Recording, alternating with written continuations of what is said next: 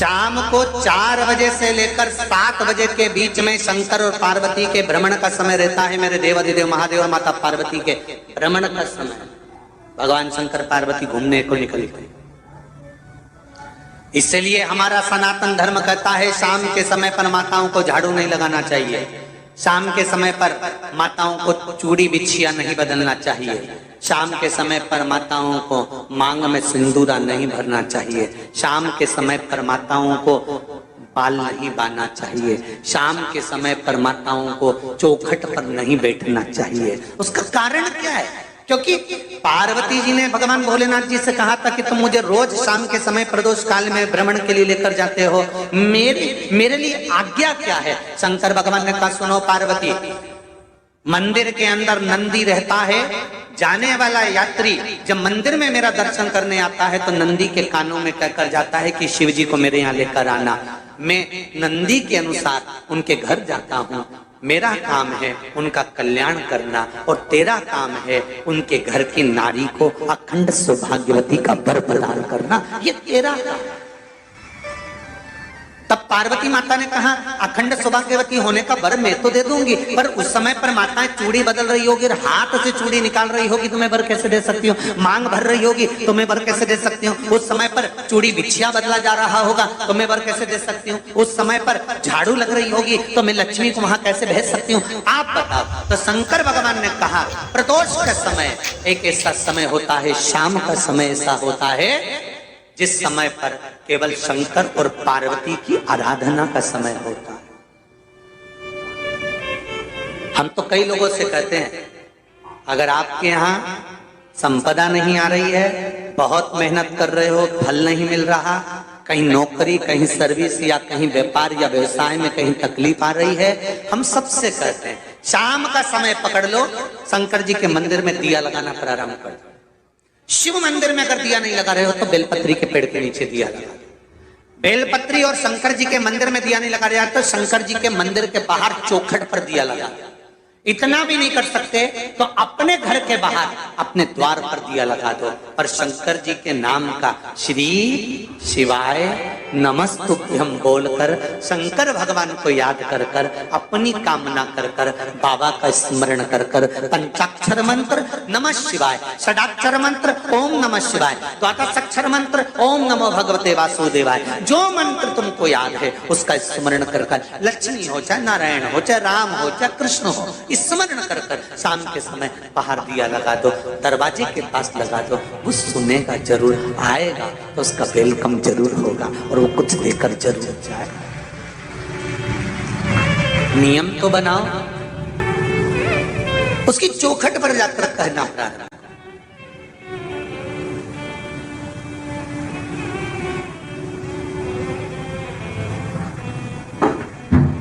बृहस्पति महाराज ने कहा कि शाम का समय जो प्रदोष का समय होता है उस समय पर इंद्रदेव तुम शंकर जी की आराधना करो। शिव आराधना से शंकर जी जो मार्ग प्रशस्त करेंगे, शिव आराधना से जो शंकर जी कहेंगे वो तुम करना, ठीक है? आराधना करी बाबा भोलेनाथ जी।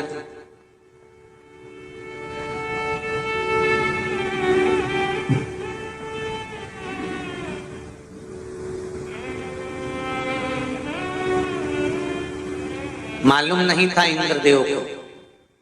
बृहस्पति महाराज ने प्रदोष की महत्वता समझाई तो प्रदोष का समय जानकर शंकर जी पर 7 बेलपत्र प्रदोष के दिन इंद्र ने समर्पित कर दी बिना सोचे।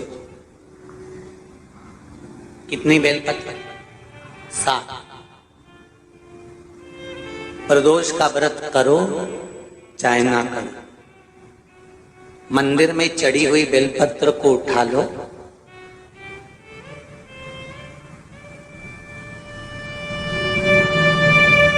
बेलपत्र का ब्रह्म कमल बना लो,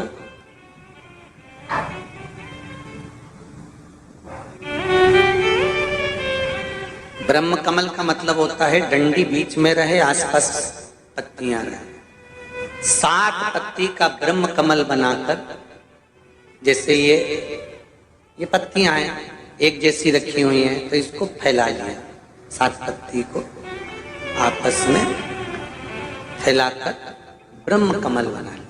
प्रदोष का व्रत करें ना करें, जरूरी नहीं है कि वृक्ष से ही पत्ती लेकर आओगे तो ही शंकर जी को चढ़ाओगे। शिव जी पे से चढ़ी हुई उठाकर धोकर ब्रह्म कमल बनाकर बाबा से विनय कर कर, हे प्रभु आज मैं इस काम के लिए जा रहा हूं, बाबा मेरा यह कार्य है, बोलकर श्री शिवाय नमस्तुभ्यम बोलकर शिवलिंग पर समर्पित कर दो। दिन भर के प्रदोष व्रत का फल बाबा एक बेलपत्री समर्पित करने पर ही प्रदान कर देता है। शिव प्रदोष व्रत कर रहे हो उससे बढ़कर कोई प्रसन्नता नहीं, पर नहीं कर रहे तो प्रदोष के दिन या 12 महीने शिवरात्रि आती है। कर्पूर गौरम करुणावतारम, आप स्वयं कपूर की भांति हैं महाराज। कपूर जानते हो? अरे बोलो तो चमके। आरती में कब जलाया जाता है?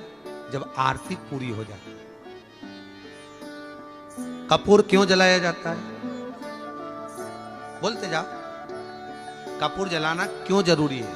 आरती में, यज्ञ में, अनुष्ठान में कपूर की क्या महत्व है? कौन है ये कपूर? कपूर शंकर भगवान को कहा कर्पूर गौरम करुणावतारम। आप कपूर की तरह श्वेत है, पर कपूर की तरह आप हैं, क्योंकि कपूर है क्या? जब भगवान राम और कृष्ण ने यज्ञ किया, देवताओं ने आवृत्त यज्ञ किया। भगवान विष्णु जिस यज्ञ को करे, भगवान राम ने जो अश्वमेध यज्ञ किया, देवताओं ने जो यज्ञ किया, आनंदमय भगवान विष्णु जिस यज्ञ को करे, यह अश्वमेध यज्ञ केवल राम ने नहीं, इससे पहले नारायण कर चुके थे। भगवान विष्णु लक्ष्मी के साथ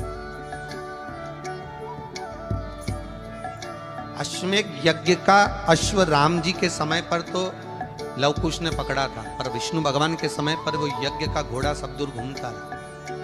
वो अश्व जो आया वापिस, तो भगवान विष्णु से उस अश्व ने निवेदन करा कि अब मुझे करना क्या, मैं सब दूर से आ चुका, क्या मैं पृथ्वी पर ऐसे ही भ्रमण करता रहूंगा, जगत में ऐसे ही घूमता रहूंगा? तब भगवान विष्णु ने भगवान शंकर से निवेदन करा कि इस अश्व का क्या करें। शंकर भगवान ने 33 कोटि देवताओं को विराजमान किया। शंकर अपने अंदर 33 कोटि देवताओं को बिठाकर, तब भगवान शंकर ने हाथ में गंगा का जल लेकर उस अश्व पर छोड़ा, तो उसको कपूर बना दिया। कपूर बनाकर उसको यज्ञ में समर्पित कर दिया। भगवान विष्णु से कहा, सुनो विष्णु, यज्ञ की पूर्ण आहुति पर ये कपूर के रूप में ये अश्वमेध यज्ञ के अश्व को दान दिया गया। अर्थात पृथ्वी पर मनुष्य यदि अपने घर में आरती पूजन में कपूर को प्रज्वलित करेगा तो उसको 1000 अश्वमेध यज्ञ का फल उसी समय पर प्राप्त हो जाएगा। इसलिए हर आरती के पूजन के बाद कपूर का टुकड़ा जलाया। कपूर की बड़ी महत्वता है हमारी।